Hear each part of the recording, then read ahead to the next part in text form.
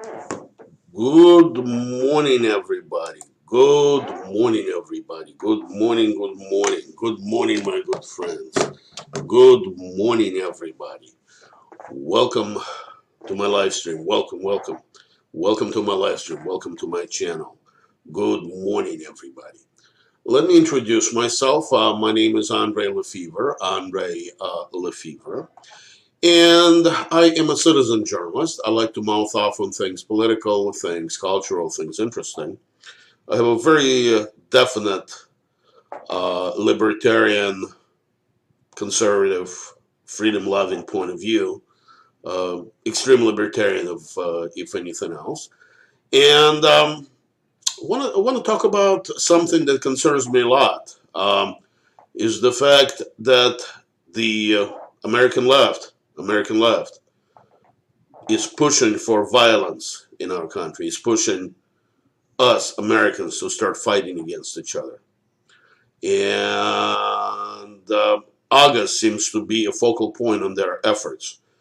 Uh, I found several things very interesting in the news, which I'm going to show you, read some articles and show some videos for you. And before I do that, let me set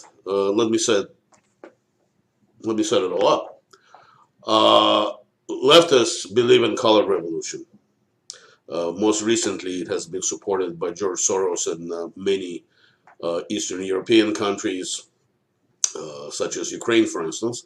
And the scenario is real simple, just as it happened in Ukraine.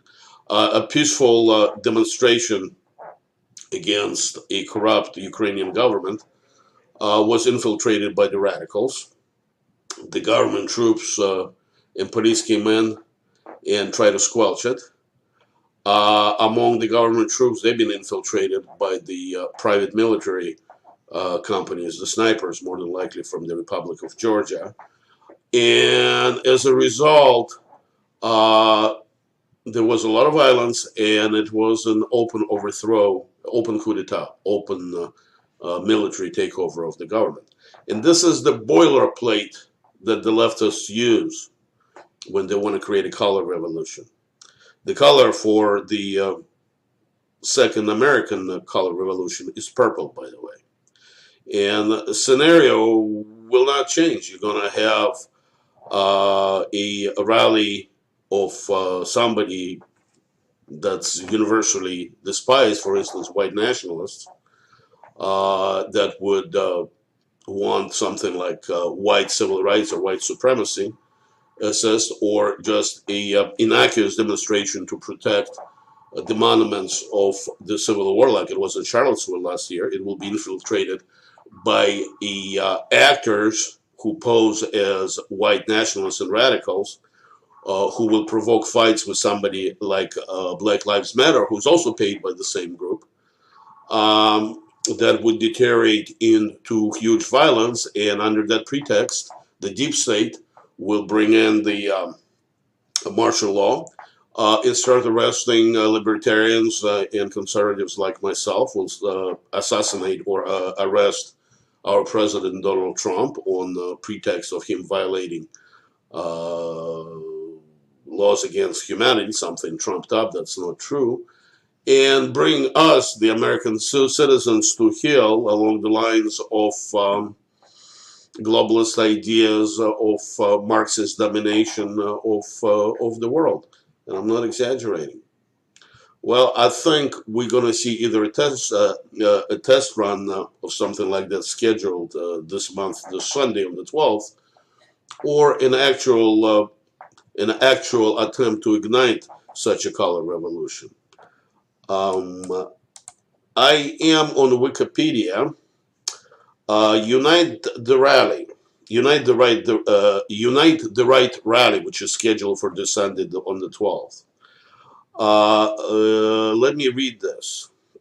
The Unite the Right rally, also known as the Charlottesville rally or Charlottesville riots, was a white supremacist and white nationalist rally occurred in Charlottesville, Virginia from August 11 to August 12, 2017.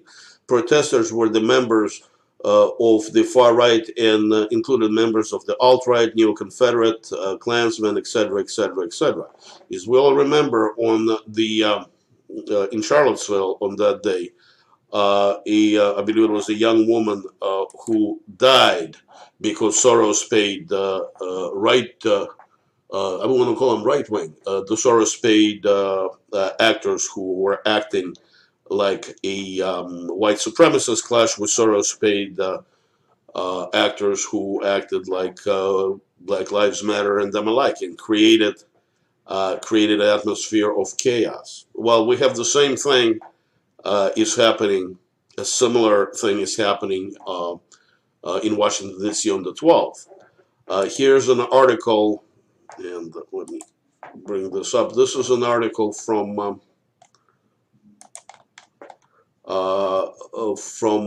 Washington Post, and this is, I believe, this is from yesterday. Let me see. It was posted on the 4th, from 2 days ago. Metro no longer considering separate trains for white nationalists attending Unite the Right rally. Think about this. At one point, the Transit Authority of Washington, D.C. considered reserving the subway cars, basically segregate the subway cars for whites only and non-whites. And I'm not kidding, they did consider that. And Washington, D.C. Transit Authority is run by the progressive, by the Democrats. It's not run by the white nationalists. Here's the article. Metro considering separate trains for white nationalists attending Unite the Right rally. It was posted on the 3rd of this month. Metro is considering providing separate trains for participants of the Unite the Right white nationalist rally, August 12th, Board Chairman Jack Evans said Friday. So the liberal politicians in Washington, D.C. actually put some accelerants on that powder keg of a demonstration that they approved in Washington, D.C. Let's see. There are counter demonstrations that are, let me see if I can find it. There are counter demonstrations that are scheduled for that particular event as well, just like they were in Charlottesville. Now, one thing that failed in Charlottesville is the fact that the social media was able to show what happened live. People like Alex Jones and others reported the truth. Is that only the radicals, especially from the left, the counter-protesters, were the one that escalated the violence. And this is the problem that the Soros and the corporate controlled media has, is that the truth comes out because internet makes it impossible to hide. Well, they're trying to remedy that. I am on Gateway Pundit, and let me bring the article. Give me just a second. Here we go. I am on Gateway Pundit. The headline is, are tech giants working together to censor conservatives? Apple and Facebook ban InfoWars on the same day. What you will find as you read the article is that since 2016 elections, when the social media was relatively free, let's see, here we go, here's a nice, Facebook began stamping out conservative news in January 2017. Top conservative sites have been a 93% decrease in traffic from Facebook since that time. So it was looks like in January 2017, according to this graph, there were 93.7 million hits on conservative websites, which is down to May 2018 to 6.8 million. And I have to say, just that number alone indicts the media. So let me put this in perspective. Tech giants working together to censor conservatives. Apple and Facebook ban Infowars on the same day. Here's the thing: they're planning that explosive powder keg over supposedly a right wing. I don't won't call them the right wing. Supposedly a white supremacist Nazi style demonstration in Washington D.C. At the same time, they're banning banning the websites and the independent news sources that could report the truth.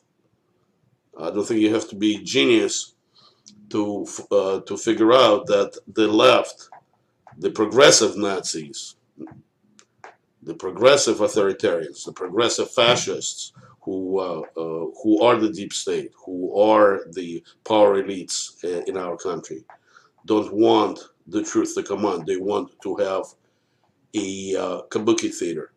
They want to create a situation where they create the violence and make it look like Americans are evil, and only they, through martial law and extralegal actions, can save the day by introducing a tyranny in our country.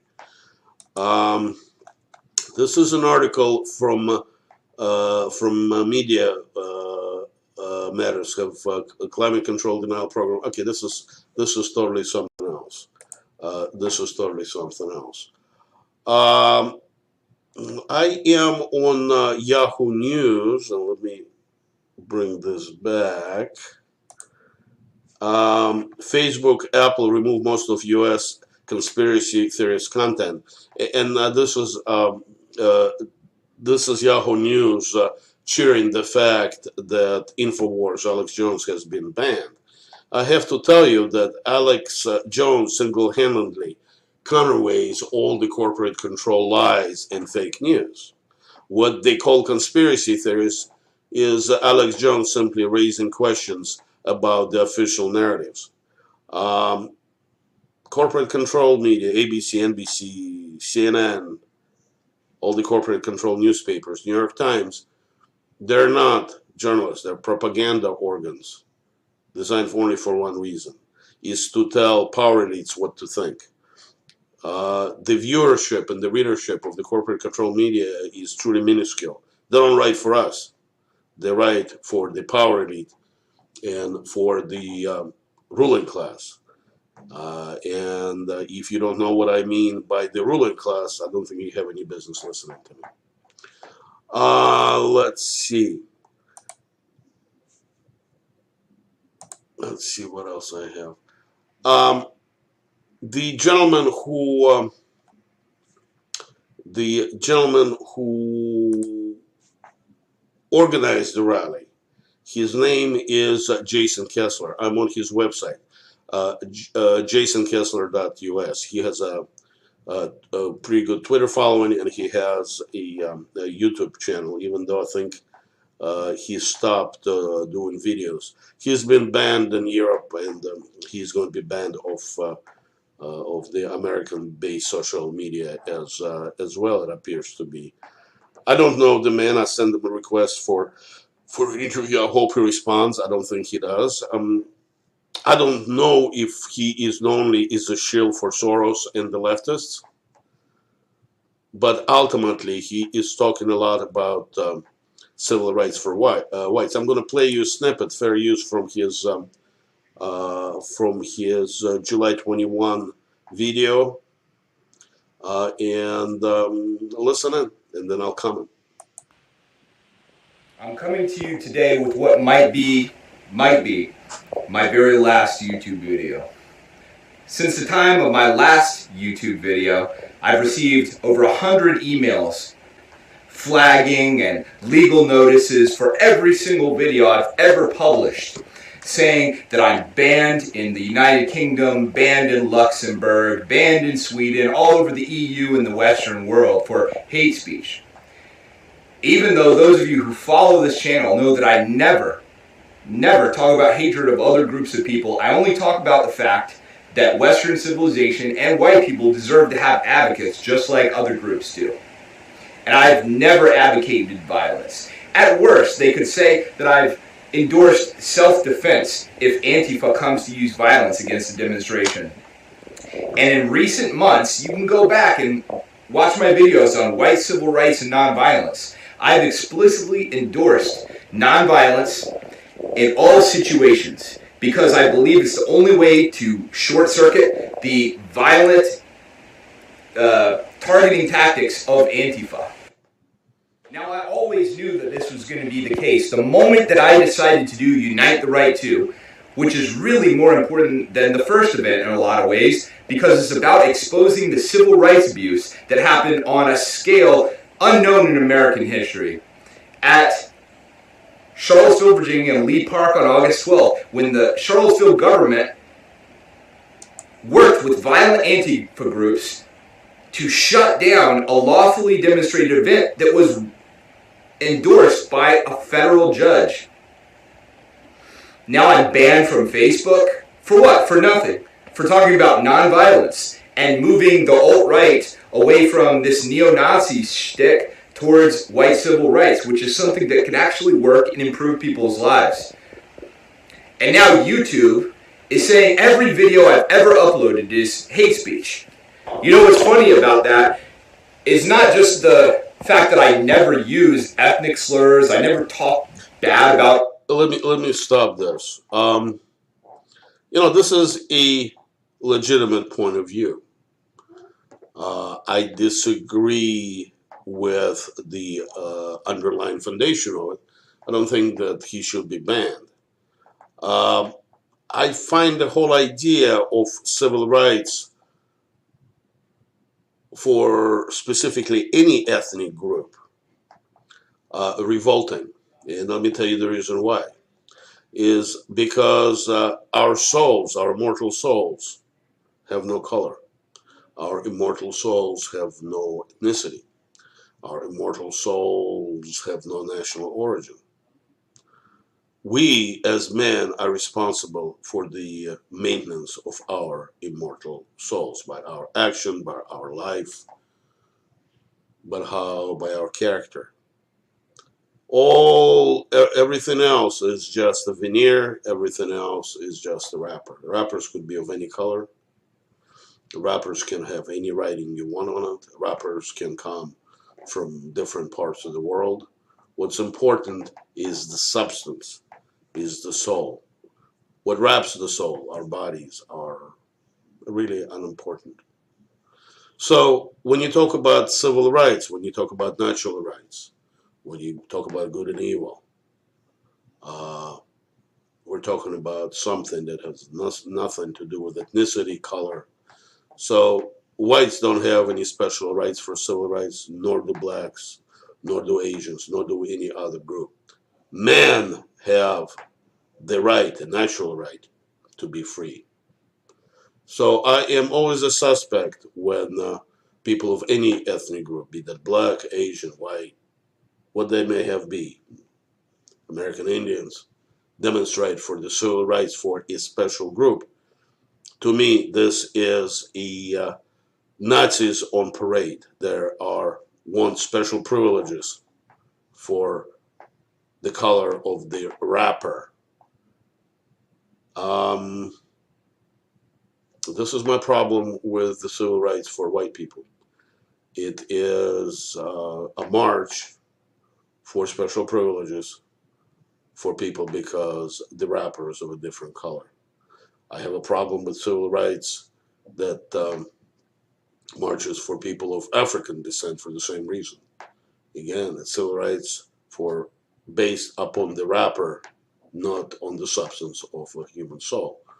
I think the one that I would personally agree with, if you want to do the march for the dignity of human beings, to refute that collectivist ideas, that those neo-Marxist ideas, which Nazis is a neo-Marxist idea that you divide people into the groups, either into the social status groups based upon how much money they inherited or made, or upon what color skin they have. or what part of the world they were born in, and pin them against each other. That is a neo-Marxist tactic. I don't know if Jason um, knows. Jason Kessler knows that. I don't know if he's sincere. I don't know if he is a agent provocateur. I mean, I don't know the man. I emailed him an interview request, and if he agrees to appear on the live stream with me, I'll bring it to you. But I am truly worried about what's going to happen on the 12th. It has all the earmarks of Soros-type color revolution, artificially created tensions in our national capital, where uh, government officials actually seriously talking about segregating people on the lines of along the lines of their skin color, which hasn't happened in the United States since 1960s. The fact that there's going to be a counter demonstration, the fact that the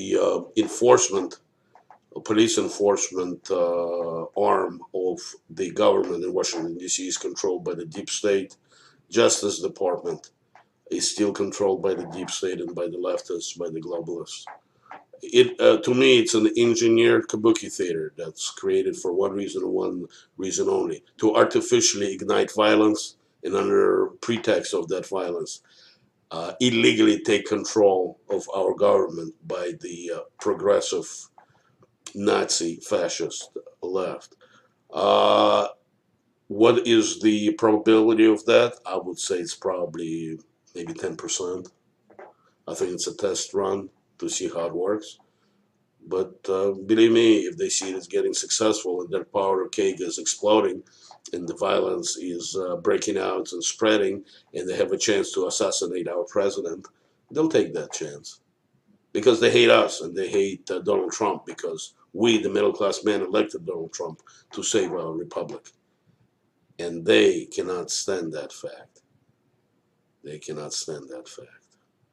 Unfortunately, there's no compromise with the left, with the progressive left. I talked about that before. I'll talk about this again. Um, Ladies and gents, thanks for joining me. I appreciate it more than I can tell you. If you're watching this replay on a real video or BitChute or YouTube, please subscribe. I appreciate any and all comments. Thumb me up or thumb me down, because will let me know. I don't care which one you do it, but I am interested in your reaction. And God bless you, my friends. God bless you.